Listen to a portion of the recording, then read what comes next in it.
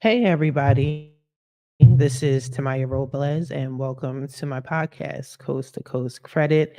I am the owner of FixMyCreditNow850.com. Welcome to my podcast.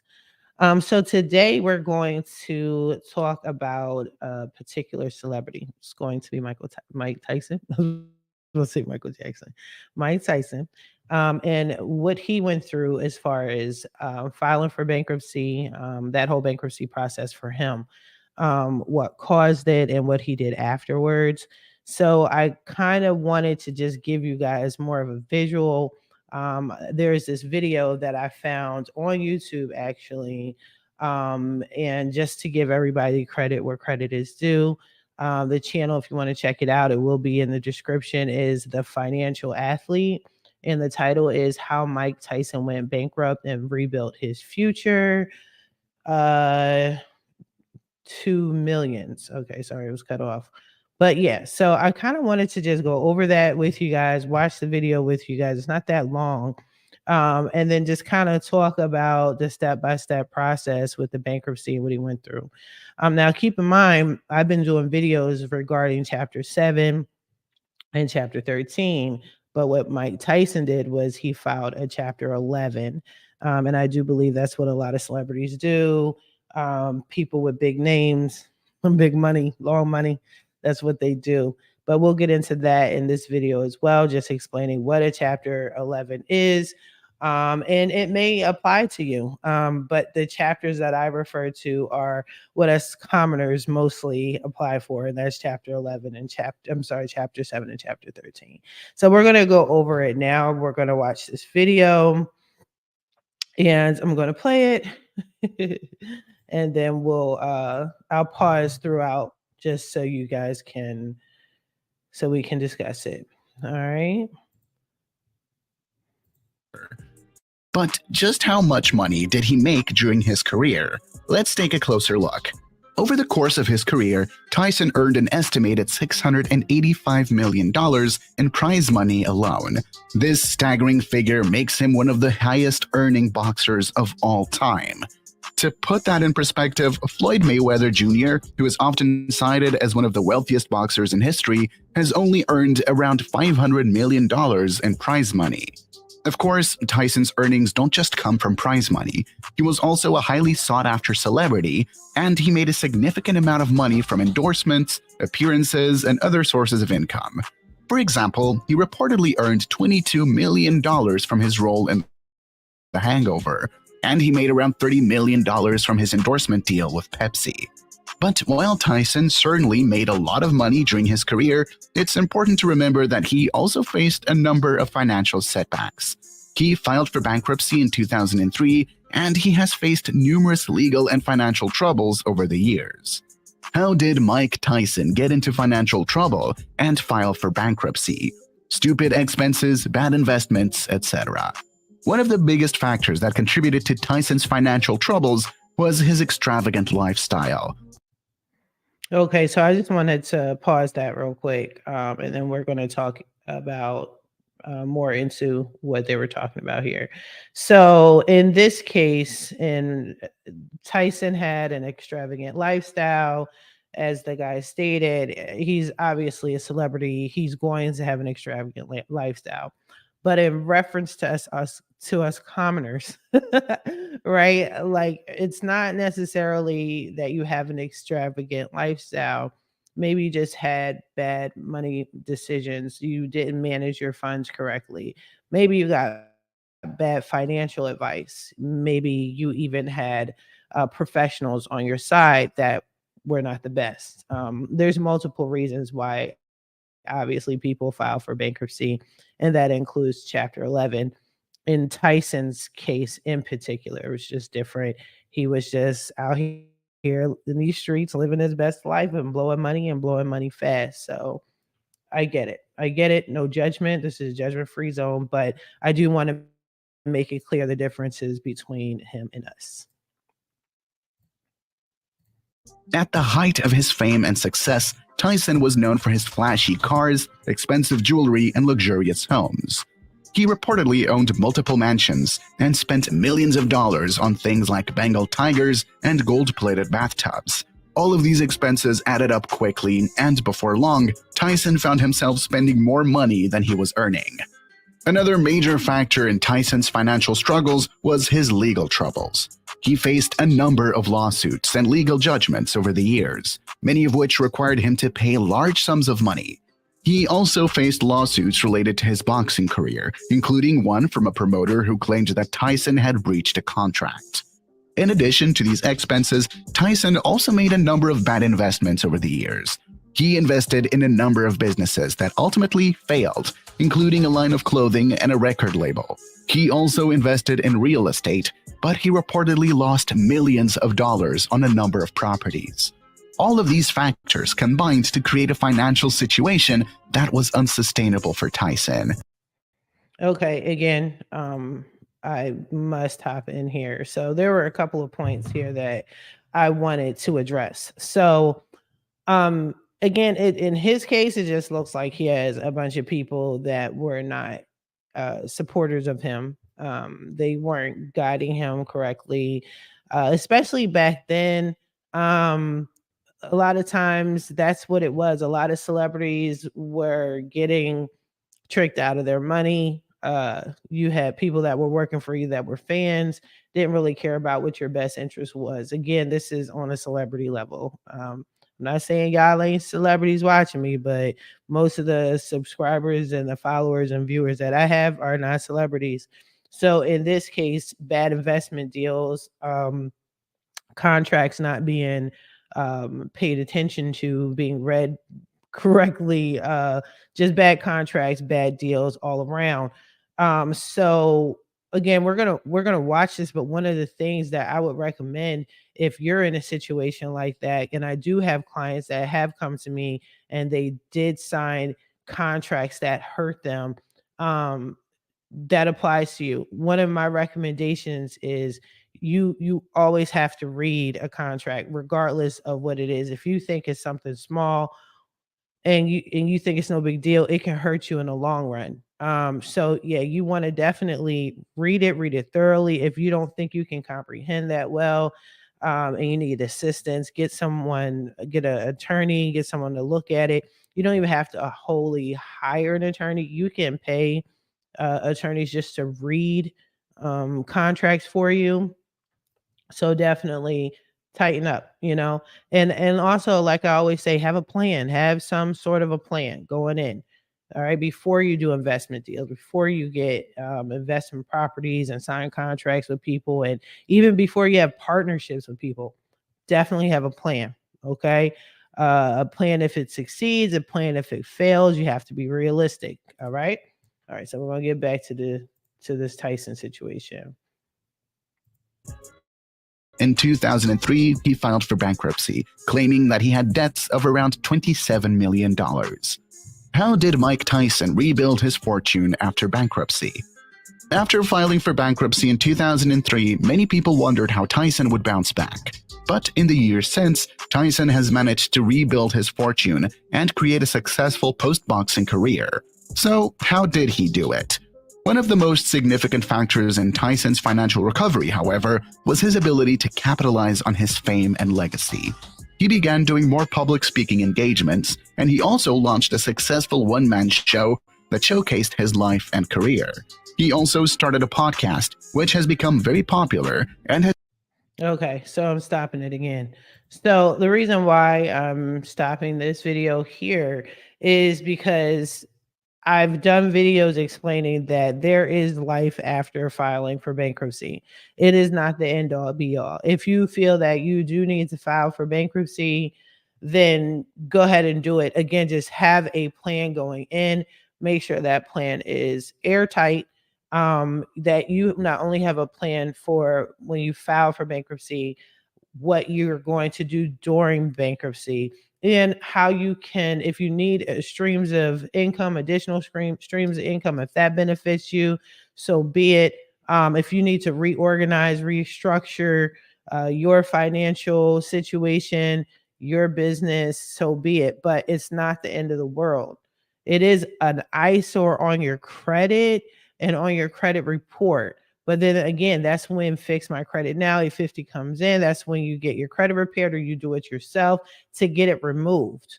All right. So you can elevate your credit score. But it doesn't mean that you can't move forward in life. All right. So again, I just wanted to take a pause for that one. And we're going to go back and listen to the rest of this video. Has helped to keep him in the public eye. But perhaps the most significant project that Tyson has pursued in recent years is his cannabis business. He started a company called Tyson Ranch, which produces and sells a variety of cannabis products. The business has been a major success, and it has helped Tyson to rebuild his fortune and create a new legacy for himself. What are some of the key lessons viewers learned from Mike Tyson's financial journey? Mike Tyson's financial journey has been a roller coaster ride, with highs and lows that are emblematic of many people's experiences. As viewers follow Tyson's story, there are several key lessons that can be learned from his triumphs and setbacks. The first lesson is that it's important to live within your means. Tyson's lavish spending habits contributed to his financial downfall, and this is a trap that many people fall into. By living within your means, you can avoid taking on debt and running into financial. Okay, again with the stopping. I do agree with that. I do agree with living within your means. Uh that doesn't necessarily mean again that you have to file for bankruptcy because you weren't living within your means. A lot of people lately have filed for bankruptcy because of COVID, because of the pandemic. So again, this is a celebrity. This isn't your average Joe Blow. This isn't one of us per se. But um, like I stated, due to COVID, due to bad decisions, miscalculations, not having a plan, things not being structured properly, there's multiple reasons why us average Joe Blows may need to potentially file for bankruptcy.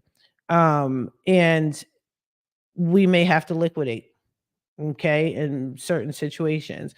We may have to have a structured plan of action. We may have to reorganize, but living within your means would definitely help your situation, but have a plan. I will live and die by that. What's your plan? You will always hear that from me. It will never die. Another thing that you want to consider or be aware of is not only do you have a plan, but as far as moving forward, but some people do live above their means. And there's no judgment with that. And I don't disagree with living above your means as long as you have a plan. So the reason why I say that is when I got into this credit game, I followed this guy. He's like the guru. He just knew everything about credit and credit repair, and he wrote the book Corey P. Smith. If anyone is familiar with that or who he is, drop a line, leave a comment. But to this day, I have so much respect for that man because he got me going. He got me started with credit repair. One of the things that stuck out in one of his books is when he said, live above your means. And the reason why you should live above your means is because you're basically going to work that much harder to maintain that lifestyle. So I totally get that and I totally respect that.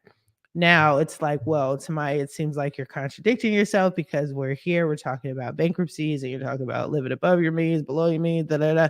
Okay, so again, this is why you need to have a plan. If you totally are that financially strapped and that messed up or what have you, and you cannot live above your means, then with all due respect, don't do it. But like I said in a prior video, when you take that means test and you're trying to file for chapter 7 and you are saying things to say, you're saying what you got to say and doing what you got to do to get on that chapter 7 and having a fresh start, you didn't lose anything. You know what I mean? You didn't have to liquidate things. If you're saying things the way they need to be said to get what you got to get, that chapter 7, clean slate, nothing taken from you, right? So as long as you learn from your past mistakes, because that's what they're talking about here, what Mike Tyson did, you learn from your past mistakes, and you have a plan, and you're starting fresh, then you shouldn't be dealing with the same people that you were dealing with financially, right? You should have a fresh start, new beginnings, where you can still live above your means accordingly. It's up to you. These are just choices, these are just options. But when he said that here in this video, it triggered me like, yeah, you can live above your, you can live within your means, and you can also live above your means and still be successful. Okay. So we're gonna go back to the video here, and then it's wrapping up. Difficulties. Another lesson that viewers can learn from Tyson's story is the importance of planning for the future. Tyson's lack of financial planning meant that he didn't have a cushion to fall back on when times got tough. By saving money and investing in the future, you can set yourself up for success and be prepared for any challenges that may arise. A third lesson that can be gleaned from Tyson's story is the importance of diversification. Tyson's over-reliance on boxing meant that he was vulnerable to financial setbacks when his career started to decline. By diversifying your income streams and investing in a range of different areas, you can protect yourself against sudden changes in the market or industry. How did Mike Tyson handle his finances differently after his bankruptcy? After his bankruptcy, Tyson took several steps to handle his finances differently and avoid repeating the mistakes of the past. One of the first things Tyson did was to hire a new team of financial advisors who could help him manage his money more efficiently. He recognized that he didn't have the expertise to handle his finances on his own, and he needed professional guidance to make. See, didn't I just say that? You have to restructure, rebuild. I did a video on that. You got to get a whole new squad of people. You got to get, a whole bunch of a whole new group of financial planners, financial advisors. Maybe the attorney that you had before wasn't that great. Now you need a new one. One thing about mistakes in life, especially as adults, is you learn from your mistakes. Okay. What did you do before where you failed so you don't do that again, so you can be successful moving forward? And take a look at the people around you. That has a huge impact on your life decisions, even financially. Okay. Sometimes you need to get rid of people. Sometimes people get rid of themselves. And that may seem like a loss, but it could potentially be a win. So unless you're willing to change, unless you're if you're not willing to change, your circumstances are not going to get better. You need to file for bankruptcy. You got to deal with the circumstances. And in some cases, some people just never learn and need to file bankruptcy multiple times. Okay, because they're just not getting it. They didn't have a plan, and they didn't start fresh, start anew with new people, new squad, new plan. None of that. Okay. All right, back to the video, and then we're going to wrap this up. The right decisions. Another change Tyson made was to focus on paying off his debts and living within his means. He scaled back his spending and avoided taking on new debts, which helped him to regain control of his finances and avoid falling back into the same trap. In addition to these changes, Tyson also became more involved in philanthropy and giving back to his community. He recognized that wealth and success come with a responsibility to help others, and he has used his platform to make a positive impact on the world. What is Mike Tyson doing now? Mike Tyson has had a long and storied career, both in and out of the boxing ring. But what is he doing now? First and foremost, Tyson is still involved in boxing. In recent years, he has become a promoter and commentator for the sport, providing expert analysis and commentary for some of the biggest fights in the world.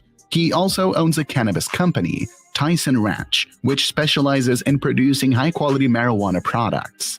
But Tyson's interests extend beyond the world of boxing and cannabis. He has also become an actor, appearing in several movies and TV shows over the years. One of his most notable roles was in the hit comedy movie The Hangover, where he played a hilarious version of himself. Tyson has also embraced social media, particularly Instagram, where he has become known for his funny and engaging posts. He has used his platform to connect with fans, share his personal experiences, and spread positivity and motivation. Okay, so I'm going to wrap that up. So we know where Tyson is now. We know where what he's doing. He speaks openly about his bankruptcy situation, which is really cool. If you don't know where Tyson is right now, what's going on with his life, then you can certainly just Google it, look it up on YouTube. Now, I did want to let me be honest with you. When I first discovered, I knew Tyson was he filed for bankruptcy. I was aware of that. However, um, okay, I'm doing some I'm doing extra stuff right now. However, I just didn't know which chapter was filed. I assumed, being a commoner, that he filed for chapter, I don't know, for chapter 7, right? Rich man, poor man, rich man. Chapter 7 is the rich man's bankruptcy, right? But that's the common rich man. That's us common people, and it doesn't really mean, like I said, you are rich. It just means that you have the means or don't have the means, that separates you from, the chapter 13. You don't have the means, but you can keep your stuff, so on and so forth. I did a video on it. Check it out. But anywho, but I thought he was chapter 7, so I didn't want to come on here with egg on my face and be totally wrong. And sure enough, I looked it up and he was at chapter 11. We have not talked about chapter 11. If you guys want me to go into thorough detail about chapter 11, leave a comment, message me, whatever, and I will. But I will briefly go over it. That's what you saw on my screen. Let me add that right now, and I'm gonna make sure it is large enough for you guys to see it. Okay, cool. So I looked it up. If you want to look it up as well, I'll leave the link in the description box. But I got this from United States courts, where it basically breaks down what a chapter 11 is. Even though it's not common for us, it doesn't mean that you can't apply or this doesn't apply for you. Again, I am not a legal advisor, I'm not an attorney. I am just basically stating my opinion, doing some research, and sharing what I have looked up, right? So do this at your own discretion, but ultimately, um, follow up with an attorney, but be careful. Make sure you're getting a good attorney, because, like I said, a lot of you guys have been in the situation you're in because bad attorneys. All right, so just I'm going to read some highlights about this. This is pretty lengthy, and it goes into a lot of legal jargon, as you can see. But I'll bring up the highlights, okay? So chapter 11 bankruptcy basics is this chapter of bankruptcy code generally provides for reorganization, usually involving a corporation or a partnership. We're going to put a pin in that because I got some thoughts behind that, some suggestions, creative suggestions that will definitely protect you guys in the future. But we'll get into that in a second. A Chapter 11 debtor usually proposes a plan of reorganization to keep its business alive and pay creditors over time. People in business or individuals can seek relief in a Chapter 11. Chapter 11, people. Okay, this is super interesting. So I'm going to read the snippet and then I'm going to read only certain points through the rest of this article because, like I stated, this is a lot. Okay, background. A case filed under Chapter 11 of the United States Bankruptcy Code is frequently referred to as a reorganization bankruptcy. Usually, the debtor remains in possession, has the powers and duties of a trustee, may continue to operate his business, and may, with court approval, borrow new money. A plan of reorganization is proposed. Creditors whose rights are affected may vote on the plan, and the plan may be confirmed by the court if it gets the required votes and satisfies certain legal requirements. So, yeah, it sounds like you definitely need an attorney for this. Now, this next section talks about how the chapter 11 actually works. Again, I'm not reading all this stuff. Refer to the link for more information. But it's saying a chapter 11 case begins with the filing petition that goes with all of them. And then it says, unless the orders otherwise, the debtor also must file with the court schedules of assets and liabilities, a schedule of current income and expenditures, a schedule of executory contracts and unexpired leases, and a statement of financial affairs. Okay. Um, legal jargon. There were some other points. So it talks about um what you have in possession. I'll just read the first maybe sentence. Chapter 11 is typically used to recognize a business which may be a corporation, sole proprietorship, a partnership. A corporations exist separate and apart from its owners, yada yada. Bankruptcy code places the debtor in possession in the position of a fiduciary with the okay. So you guys can read this. Small business case and small business debtors. Okay, the bankruptcy code allows small business debtors to file for relief under two different special categories. So then there's chapter 11 and then there's two separate categories. Good to know.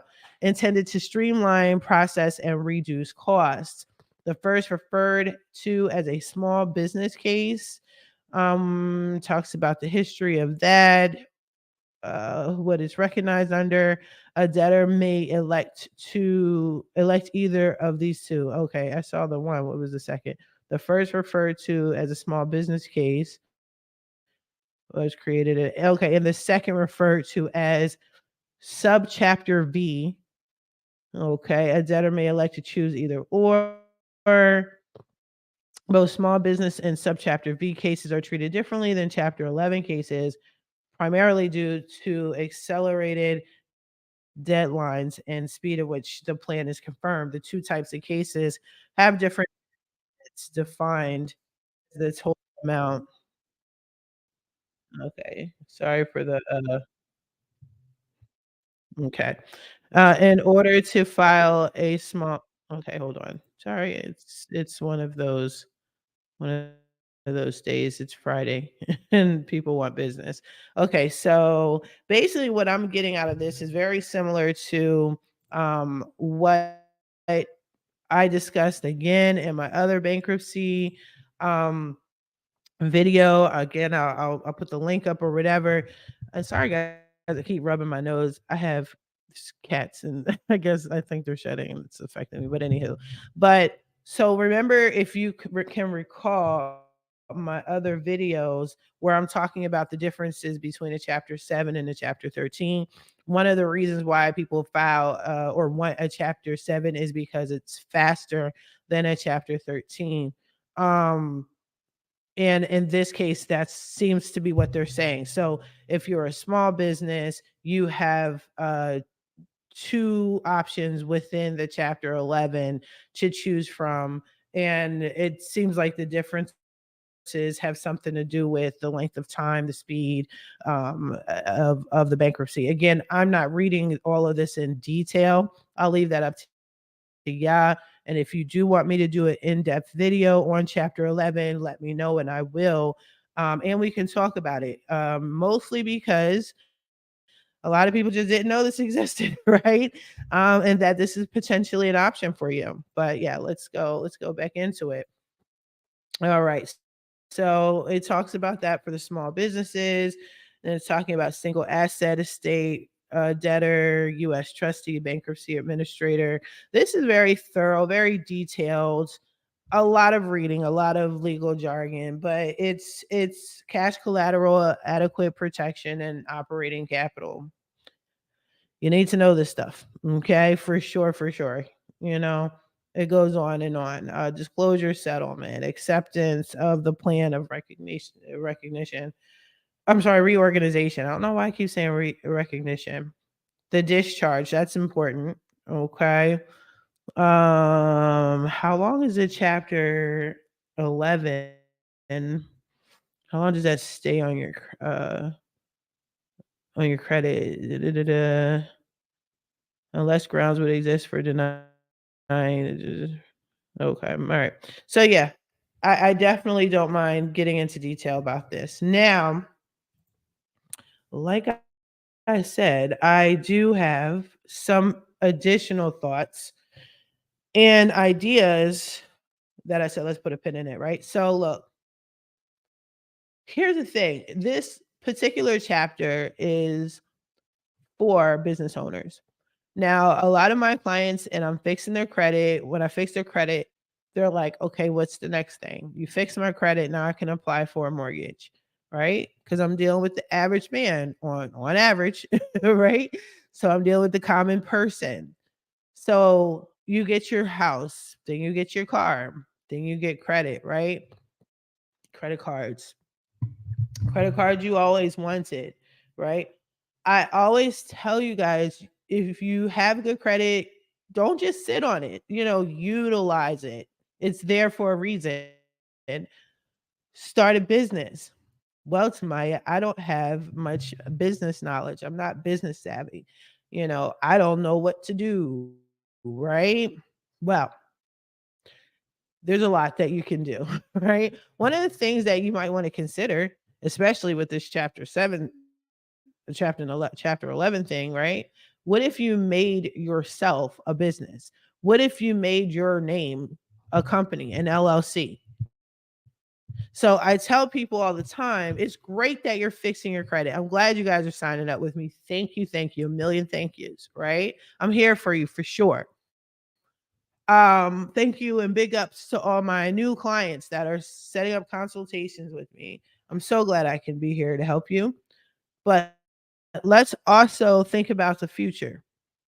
You have one social security number, but you can have as many EIN numbers as possible. Think about that. Now, if you have a business that is your name and you make your name an LLC or INC or CORP, look at the possibilities. If your business, for whatever, fails, this is what you can file. These are the things that you can file. You can file this under your own name, right? Okay, so that's too far fetched. Those that know me, you know how I think, I go above and beyond with my ideas, right? So let's just stick to the basics. If you guys want me to get into that more, you guys want to have an open conversation, an open discussion about that, maybe let me know, say something in the comments about that, and then we could talk about that during the next episode on Wednesday. It'll be open forum. I'll make it actually live. All right. Now, taking that away, let's just focus on our LLCs, our corporations, our businesses. Okay. If you're having good credit and you're in a position where you can apply for more credit, even under a bankruptcy, like you can still open up businesses. Like I said, your life didn't stop. You can have another business. You can have another EIN number. You have 10 businesses, right? Fix your credit, get that bankruptcy off your, and start a new business. Okay. There's so many options and so many things that you can do. Sorry, busy Friday. There's so many things that you can do. Dear God. All right. So sorry about that. But there's so many options that you have. This is not the end of the world. This is not the end all be all. Start a company. It doesn't matter what you are. If you know how to braid hair, braid hair. If you have a family that maybe they're more skilled and talented than you are, have a company for the family. And maybe you're just the CEO and your family members are the actual workers or creators of the business, and everybody has their own position or however you want to structure and set it up.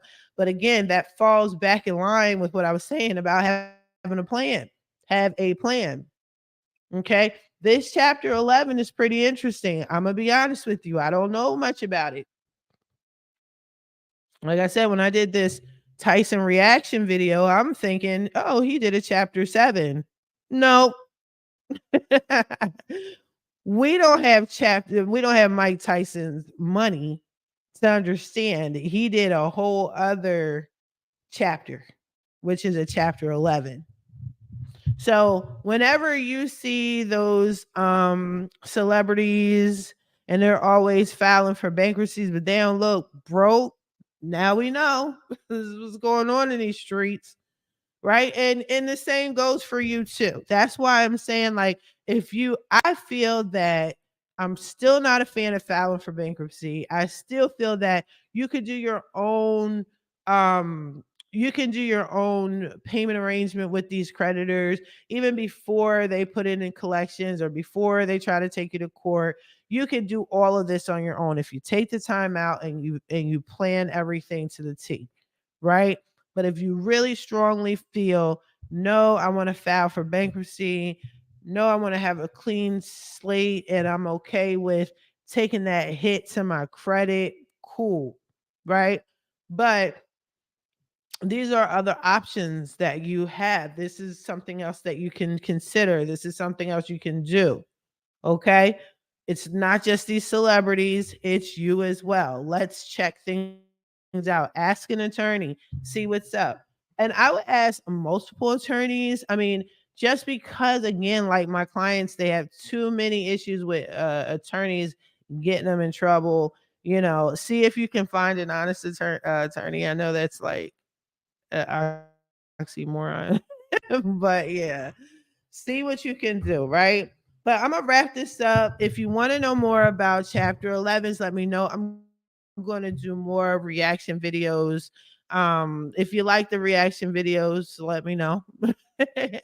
And I'll do more of them. But like I said, it kind of resonated with me when I saw the Mike Tyson situation in the video. I was like, okay, let me talk about it with my people again.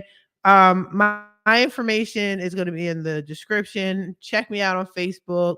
I have a whole Facebook group. I have 5 of them. My main one that I'm always on is Credit and First Time Homebuyers Plug. Go ahead and check that out. Hit like, please subscribe, share, comment, all of that, and let me know. Let me know what else you need me to talk about. I see what you guys are reacting to with the analytics, so I'm trying to give you what you want. But if you want more, let me know. In the meantime, I'll talk to y'all later. Thank you.